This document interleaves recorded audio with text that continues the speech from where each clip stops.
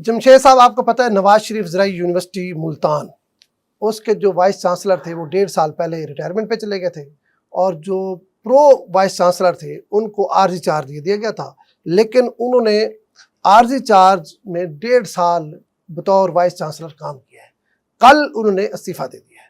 इस्तीफ़ा क्यों दिया है? वो इसलिए दिया कि एंटी करप्शन ने उनको कल बुलाया मुल्तान ऑफिस में, लाहौर से एंटी करप्शन की टीम आई थी, उन्होंने उनके खिलाफ कोई जाली भर्तियों के और कुछ माली खोर्दबोर्द और मुख्तलिफ केसेस से 3-4 उस पर उन्होंने इन्वेस्टिगेट किया है, जिस पर उन्होंने कहा कि मैं रिज़ाइन करके फिर खुद को शामिल तफ्तीश करता हूँ। तो ये एक बड़ी खबर है कि 1.5 साल तक जो वाइस चांसलर थे, प्रो वाइस चांसलर, वो आर्जी तौर पर वाइस चांसलर बने थे, तो वो स्टे पे स्टे लिए जा रहे थे, जिस पर आपको पता है सेक्रेटरी ज़राअत ने भी कई दफ़ा अदालत को भी लिखा कि ये जो हमारी यूनिवर्सिटी है ये स्टे पे खड़ी है, लिहाजा स्टे ख़त्म किया जाए, लेकिन स्टे ख़त्म नहीं हुआ। लेकिन कल अचानक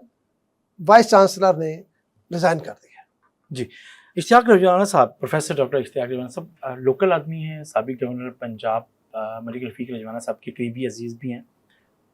अच्छी रैपो एंजॉय करते हैं, प्रोफेशनली अच्छे एकेडमिशियन हैं, बहुत सी चीज़ें उनके कैडेट पर हैं और शहर में बड़े मुतहरिक हैं और कॉम्पिटेंट आदमी हैं। लेकिन ये जो यूनिवर्सिटी की का जो सर्विस स्ट्रक्चर है ना, ये प्रॉब्लम पैदा करता है और कहीं ना कहीं कुछ ना कुछ, और ये एक्साइटमेंट भी होती है, आपकी चीज़ें भी होती हैं।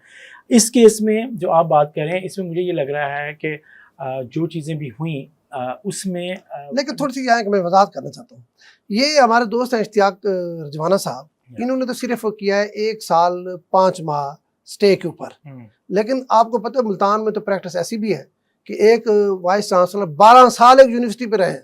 अख्तर कालरू साहब, वो भी अदालत के सर पे रहे। मतलब ये है कि एक स्टे ले लो और फिर यूनिवर्सिटी पर काबिज हो जाओ, ये क्या है? देखिए, अच्छा बहरहाल मैं कहता हूँ कि एक्साइटमेंट होती है और हर कोई अपने नाम के साथ, और वाइस चांसलर जो एकेडमिशियन होता है बहुत से वो चाहते हैं कि अगर सीनियरिटी में है तो वाइस चांसलर बने। बहरहाल इसमें जो मुझे लग रहा है कि जो आपने जो बात की है, जो मेरे इल्म में जितनी इन्फॉर्मेशन है जी, वो ये है कि इस ज़रई यूनिवर्सिटी मियां नवाज शरीफ ज़रई यूनिवर्सिटी के मुल्तान के जो एडमिनिस्ट्रेटिव मामला है पिछले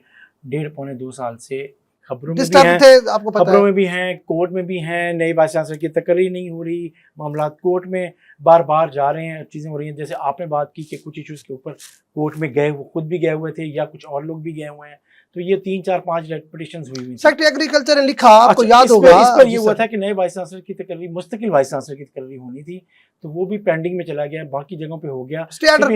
ऑर्डर की वजह से। अब इसमें हुआ क्या कि इश्तियाक रज़वाना साहब, प्रोफेसर डॉक्टर इश्तियाक रज़वाना साहब पे इल्ज़ाम क्या है? बिल्कुल, तो ये इल्ज़ाम जो है, और हुआ क्यों है ऐसा, जिस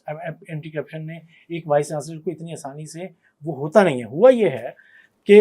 इस ज़रई यूनिवर्सिटी के जो आखिर जो एडमिनिस्ट्रेटिवली जिन चीज़ों के ज़िम्मेदार हैं वो सेक्रेटरी एग्रीकल्चर पंजाब हैं, इफ्तार अली साहब। यहाँ पर जो ट्रेजर हैं यूनिवर्सिटी के, रफ़ीक फ़ारूकी साहब शायद उनका नाम जी है। जी बिल्कुल ऐसे। उन्होंने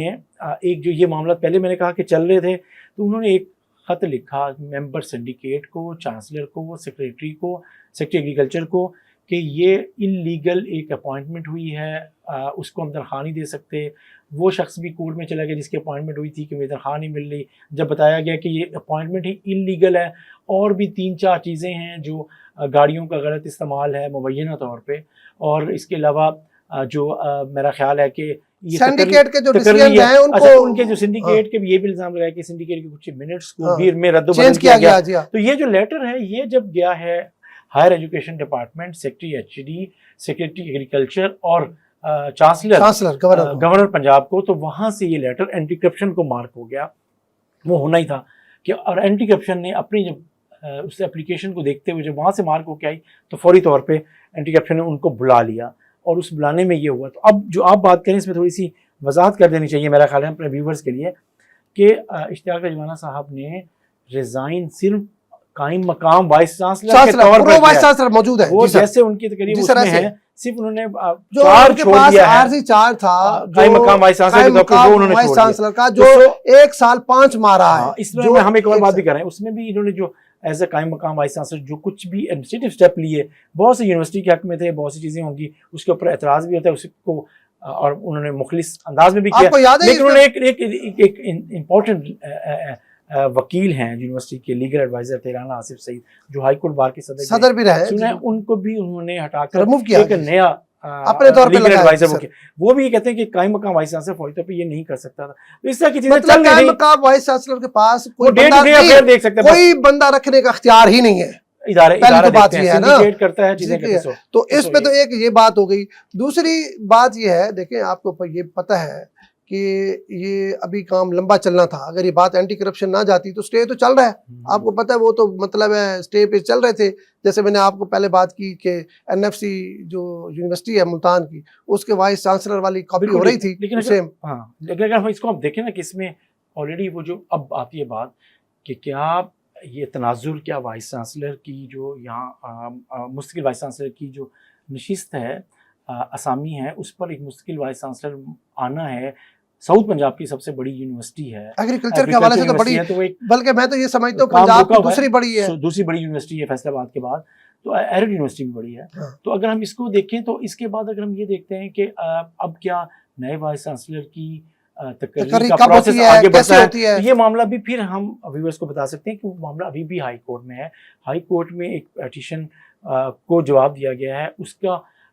فیصلہ محفوظ ہو گیا ہے، فیصلہ ہو گیا محفوظ ہے، فیصلہ ہو گیا محفوظ ہے کہ وہ کیا دو فیصلہ چار ہے، روز تک فیصلہ آئے گا، اس کے بعد جا کے فیصلہ کر پائیں گے کہ نئے کسی کی نئے وائس چانسلر کی تقرری ہونی ہے، کیسے ہونی ہے۔ ہمیں بات کرنی چاہیے کہ یہ سمجھنا چاہیے کہ یہاں پہ کچھ لوگ، یہ ٹیچرز